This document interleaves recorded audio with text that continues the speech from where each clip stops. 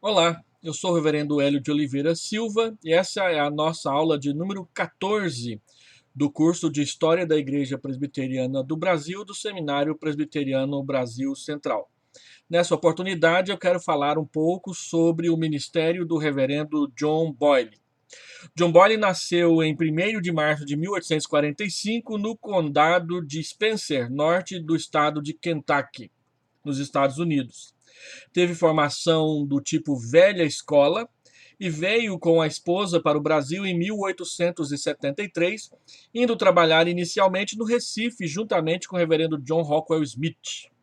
Em 1875, transferiu-se para Campinas a fim de auxiliar o reverendo Edward Lane, também porque ele não se acostumou de forma alguma com o grande calor lá do Recife. Em 1879, em 1877, ele foi recebido oficialmente como membro do presbitério de São Paulo, que foi extinto logo a seguir. E em 1875 ele se transferiu para Campinas. Em 1879 ele se fixou em Mogi Mirim, de onde atingiu com o evangelho várias cidades no interior de São Paulo e Minas. Esse é um mapa da estação ferroviária de São Paulo, que ia até Mogi Guaçu. E ele vai morar em Mogi Mirim, de onde atingiu com o evangelho várias cidades, dentre elas Cabo Verde e Cajuru. Aqui eu procurei uma fotografia antiga da cidade de Cajuru. Eu encontrei numa tese de mestrado sobre urbanismo. Essa é uma fotografia de Cajuru em 1940, bem depois do período que John Boyle passou por ali. Essa é a cidade de Miguel Riso, que é o filho dele, o Miguel Riso Júnior, foi considerado o Spurgeon da IPB na década de 1930 1940, pastoreando a Igreja Unida de São Paulo. E a família veio ao evangelho através do ministério de John Boyle. John Boyle tinha uma peculiaridade, ele era maçom, então ele sempre procurava os maçons de uma determinada cidade e começava a evangelização por ali. Essa pecha que a IPB tem de estar relacionada à igreja e à maçonaria, boa parte dela foi por causa do ministério de John Boyle, que envolveu bastante a igreja com maçons, evangelizando-os inicialmente, sendo ele mesmo um maçom. Em Cajuru, a igreja nasceu na casa do maçom Miguel Riso, cujo filho Miguel Riso Júnior veio a tornar-se grande pastor presbiteriano, conhecido como Príncipe do Púlpito Presbiteriano. Em 1882, Boyle levou a Cristo outro importante pastor presbiteriano, Álvaro Reis, em Mogi Mirim, cidade onde ele foi morar. A partir de 1881, John Boyle se embrenhou no interior norte de São Paulo e sul de Minas e estabeleceu o que veio a ser os primórdios da missão presbiteriana, que posteriormente se desdobraria em 3 regiões: a missão norte, a missão leste e a missão oeste, que é a que vai alcançar boa parte do estado de Goiás. Boyle viajou mais de 300 quilômetros distribuindo Bíblias até a região longínqua de Uberaba, que para nós aqui em Goiás está longínqua do outro lado, né? Descobrindo cerca de 50 cidades grandes e vilas. Essas viagens pioneiras de Boyle propiciaram o estabelecimento do presbiterianismo em toda a nação brasileira. Em 1884, ele visitou pela primeira vez o estado de Goiás, já morando em Bagagem. Em 1843, foi descoberto na cidade de Bagagem o maior diamante da América Latina, que tem uma fotografia dele, que é o Estrela do Sul. Por isso, a cidade de Bagagem depois vai ter o seu nome mudado para Estrela do Sul. Bagagem é o nome do rio que atravessa a cidade. E aí passou a se chamar Estrela do Sul, fica ali a pouco mais de 30 quilômetros de Patrocínio, vindo em direção a Goiás. Então, em 1884, Boyle visitou Goiás pela primeira vez à procura de um senhor de Paracatu que havia comprado uma Bíblia 16 anos antes e que por isso deixara o catolicismo. Ele vai encontrar com a família deste senhor em Santa Luzia, que hoje é Lusiânia, onde ele plantou a igreja de Santa Luzia e também a igreja de Formosa. A história foi assim: esse senhor comprou uma Bíblia de um colportor ali na região de Paracatu, e por 16 anos ele só lia a Bíblia e fazia o culto doméstico com a sua família. Como não tinha nenhum missionário, nenhum pastor na região, este senhor foi ao Rio de Janeiro, se apresentou a Blackford e Blackford o batizou. Retornou para Paracatu e de Paracatu mudou-se para Santa Luzia, em Goiás. Sabendo da história deste senhor, Boyle imediatamente veio para Goiás, procurando a família, e ele então encontra o filho e o restante da família, todos crentes, mas sem serem batizados. Ele faz as profissões de fé e batismo e começa o núcleo da primeira igreja presbiteriana em Goiás em 1884. Quando Boyle veio a Santa Luzia, este senhor, que eu ainda não descobri o nome dele, se Deus quiser vou descobrir, já havia falecido. Como ele tinha comprado essa Bíblia 16 anos antes, então ali por volta de 1862, que ele havia adquirido essa Bíblia. O evangelho já havia vindo para Goiás por meio de colportagem já nessa época com essa família. Em 1886, depois de um curto período nos Estados Unidos, em gozo de férias, Boyle então fixa sua missão em Bagagem. Nessa época, então, que ele muda-se para Bagagem. Sua viagem de mudança durou mais de 3 meses. Neste ano, voltou a Goiás, acompanhado do reverendo George W. Thompson, que vai falecer logo depois. Em 1888, antes da formação do Sínodo Brasileiro, Boyle volta pela terceira vez a Goiás. Essa é a sua casa em Bagagem. Aqui uma foto que é a foto mais conhecida. E essa foto eu adquiri ela recentemente, através de um senhor chamado Mário, que é um historiador lá em Estrela do Sul. Acho que ele é membro da igreja presbiteriana de lá. E ele então mostra aqui a casa do John Boyle por outro ângulo, numa procissão da igreja católica, ali nos finais dos anos 1800. Então esse é o itinerário da terceira viagem de Boyle por Goiás, que foi a maior delas. Em 1888, antes da formação do Sínodo Brasileiro, Boyle fez uma longa viagem por Goiás, de maio de 1888 até o final de agosto de 1888. Ele terminou essa viagem e foi imediatamente para a reunião do Sínodo Brasileiro, cuja foto é essa daqui, e olha o Boyle aqui. Ele tinha acabado de chegar da sua viagem a Goiás. Ele passou por Catalão, então começa por aqui, Catalão, Entre Rios, que é Ipameri, Caldas, que é Caldas Novas. Depois ele passa por Morrinhos, vai a um lugar chamado Alemão, que fica a oeste de Trindade, e eu pesquisei, era São Sebastião do Alemão, que hoje é a cidade de Palmeiras, Goiás, mais ou menos nessa região aqui. Acabamos de abrir um trabalho presbiteriano lá no final do ano passado. Ele passa a 2 léguas de Anicuns e vai até a cidade de Goiás, que naquela época era a capital. De Goiás, ele desce para Curralinhos, que hoje é Itaberaí, aqui perto de Goiânia. De Curralinhos, ele vai para Jaraguá, onde ele prega um bom auditório e tem perseguição. Ele prega em Meia Ponte, que é Pirinópolis, e vai para Corumbazinho, que é Corumbá. De Corumbá, ele vai a Santa Luzia. De Santa Luzia, ele vai até Formosa. era a família que havia se dividido, uma parte morava em Santa Luzia, outra parte morava em Formosa, e de Formosa ele então desce, atravessando na região de Paracatu, passando pela igreja de Paracatu e indo para Bagagem, em Minas Gerais.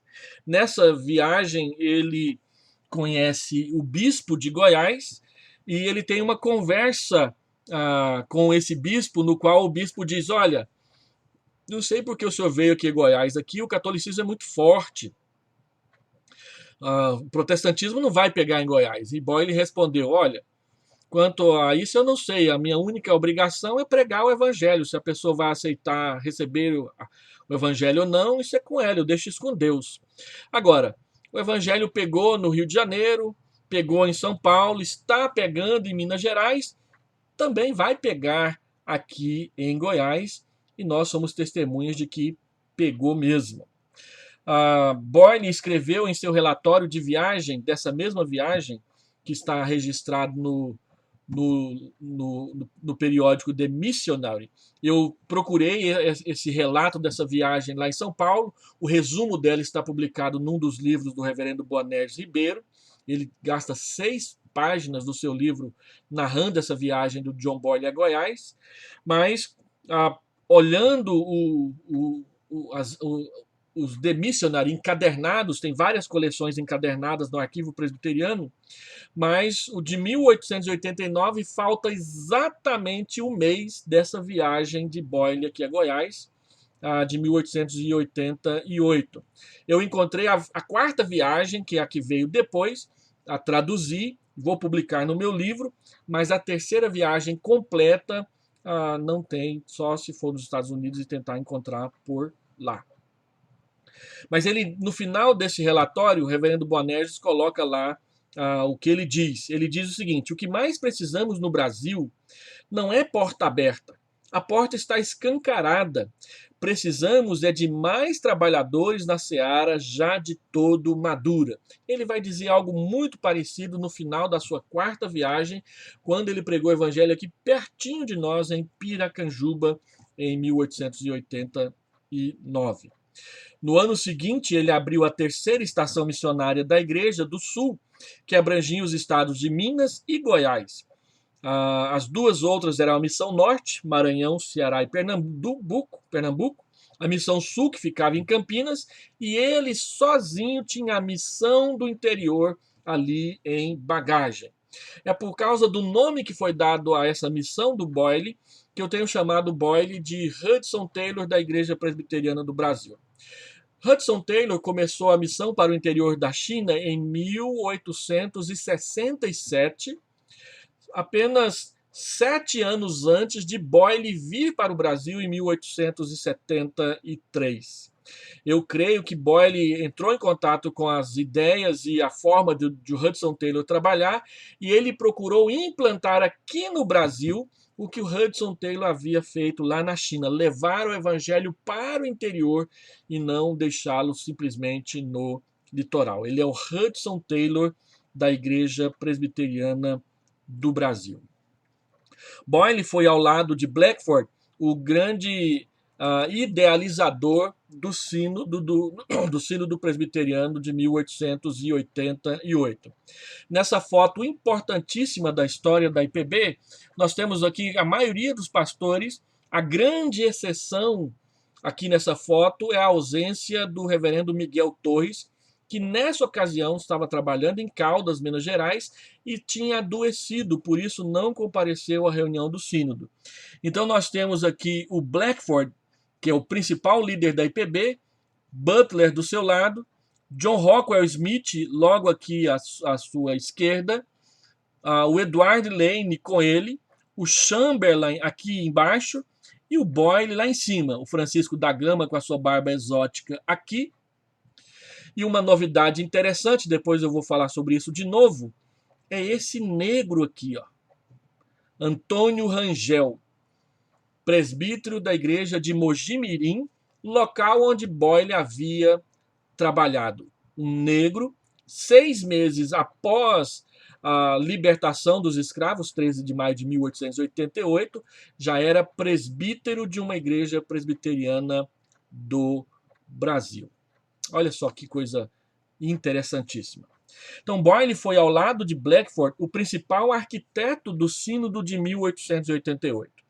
Sua proposta era de dar à Igreja brasileira autonomia plena, inclusive com a entrega das instituições educacionais à direção dos pastores brasileiros. Contudo, Blackford não concordou e foi aprovada uma autonomia parcial, onde os pastores nacionais obtiveram apenas jurisdição eclesiástica sobre as suas igrejas.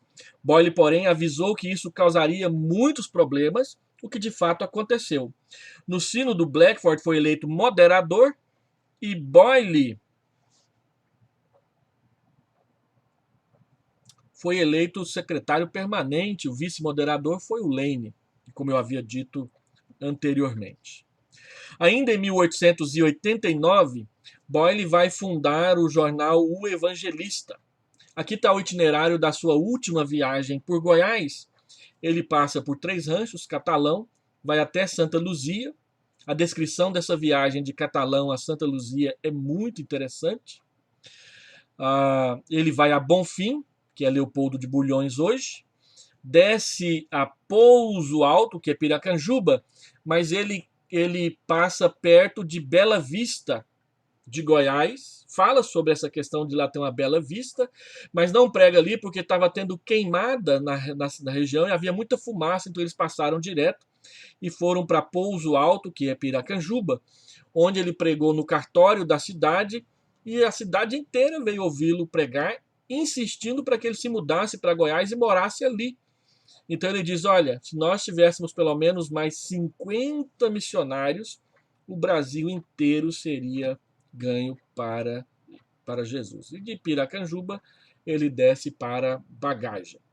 Então, em 1889, o mesmo ano que ele fez essa viagem, ele lançou o seu jornal O Evangelista. Eu procurei fotos, gravuras desse jornal na internet, não achei. Então, para ter alguma coisa que mostrar, eu coloquei aí uma prensa de tipografia que era usada naquela época, no final do século XIX, para a impressão de jornais. E era isso aí que era utilizado para a impressão de jornais e livros. Antes, tudo era feito à mão. Aí, com a invenção da tipografia móvel, com Gutenberg, essa aí é uma forma já mais aperfeiçoada, de alguns séculos depois, da prensa de Gutenberg. Ele lançou esse jornal Evangelista, que foi caracterizado pela polêmica com o catolicismo. Também dirigiu a publicação de O Estandarte, até a sua morte em 1892. Nesse ano, ele fez a sua 4ª e última visita a Goiás, trazendo consigo a esposa e os 2 filhos mais velhos, deixando as filhas em Bagagem. O circuito foi 3 ranchos, como eu mostrei, 3 ranchos, Catalão, Santa Luzia, Bulhões, que é Silvânia, Bela Vista, Pouso Alto, Piracanjuba e de volta a Bagagem. Boyle faleceu em 4 de outubro de 1892. Eu tive a oportunidade de visitar o seu túmulo lá em Estrela do Sul, é esse daí. É interessante que o túmulo dele no cemitério de Estrela do Sul fica num lugar à parte e especial, ocupa uma área grande ali dentro da quina. Aqui é a quina do muro do cemitério, esse é o muro da frente. Se você acompanha esse muro, uns 100 metros para frente, quase 100 metros para frente, tem a entrada do cemitério. Eu tirei uma foto lá no final da tarde. E aqui o túmulo dele, esse quadrado inteiro aqui ocupado pelo túmulo. Esse não é o túmulo original. O cemitério foi transferido de um lugar para outro e por isso então construíram esse pedaço um pouco especial para o Boyle lá no cemitério de Estrela do Sul, quando da transferência do cemitério e da ossada das pessoas, colocaram Boyle nesse túmulo especial. Aqui tem o nome dele, a data do nascimento e a data da morte. E em cima tem Apocalipse 14:13 registrado na lápide. Aqueles que que dormem no Senhor cessaram das suas fadigas e as suas obras os acompanham. Ele faleceu no dia 4 de outubro de 1892, vitimado por um infarte aos 47 anos de idade, logo depois que ele tinha conseguido apagar um incêndio de grandes proporções na sua casa ali em Bagagem. Júlio Andrade Ferreira chama o ano de 1892 de ano fatídico. Blackford havia falecido em 1890 em Atlanta, nos Estados Unidos, assim que ele chegou lá, vindo de férias do Brasil para lá, depois de 30 anos consecutivos de trabalho no Brasil. 2 meses após sua chegada nos Estados Unidos, ele faleceu, segundo o seu biógrafo, adoeceu e faleceu cantando hinos em português na terra que ele tinha amado. Já estava fazendo imensa falta à liderança da igreja brasileira. Nesse ano, contudo, além de Boyle, faleceram E.M. Pinkerton, na Bahia, Edward Lane, em Campinas, vítima de febre amarela, James Dick, em Fortaleza, Miguel Torres faleceu também em Caldas, Minas Gerais. Todas essas mortes foram um duro golpe no andamento das questões do seminário e do sistema de evangelização que deveria receber a maior prioridade no Brasil. A morte desses gigantes contribuiu para a secularização do Mackenzie e o surgimento do reverendo Eduardo Carlos Pereira como grande líder nacional. Quem poderá se levantar e questionar a mão da providência? Pergunta o reverendo Júlio Andrade Ferreira no seu livro História da IPB. As lições de 1892 devem nos chamar à meditação reverente diante do Senhor da sua igreja. Em 1893, por meio da influência de Boyle, a IPB chegou a Araguari, de onde se irradiaria para Patrocínio e dali para o centro-oeste brasileiro através do IBEL, fundada em 1934, iniciada em 1926 e fundado definitivamente consolidada em 1934 pelo filho do reverendo Edward Lane. E a missão oeste do Brasil. John Boyle, eu já disse, foi o Hudson Taylor do presbiterianismo brasileiro e foi o primeiro pastor missionário protestante a vir a Goiás, e nós podemos chamá-lo de pai do presbiterianismo goiano. Deus te abençoe e até a próxima aula.